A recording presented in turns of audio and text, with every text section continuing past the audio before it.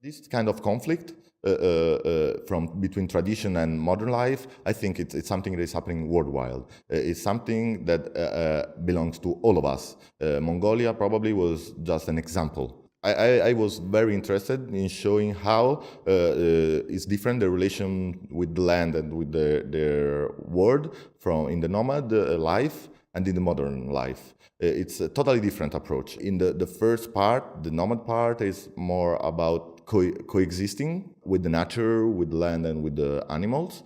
And the second part is more about modifying the land, the animals, and even the culture for fit to the need of the new man, let's say. That's the reason I decided to go to Mongolia. Mostly, I try to do the whole project in film. When I had some technical issue, I decided to use the digital camera.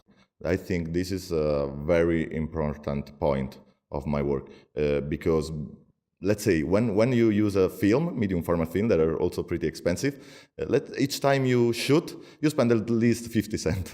So in that case, you have the possibility to think twice if you really need that picture. And in the same time, when I shoot, my personal approach is like mostly I try to connect with my feelings and connect with the landscape and with the atmosphere of the place. In Mongolia, it's a desolated country. It's the population is really low and the lands are really vast. This approach wasn't that much thought. I didn't thought too much about. In the same time, what came out is the same feeling I had while I was there, a feeling of loneliness, desolation, and the land that is bigger than the people. It's the biggest part. Then in the second part, the part of the modernization of the city, this approach changed a little. Pictures are a little bit more claustrophobic. Let's say it depends on the feeling I have while I'm on the field. When you are in the desert, let's say in the winter, if people doesn't host you in their tent to drink a tea and to get warmer, you can die.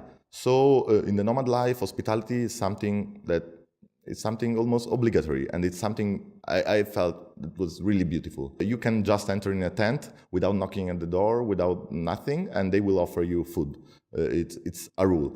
Obviously, in the modern part, it was pretty different. These two worlds coexist, but one word is submitting the other.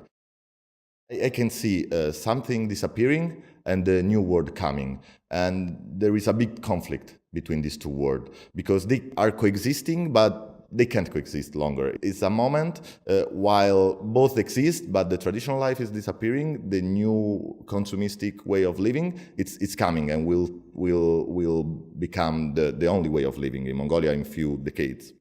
I'm sure about that.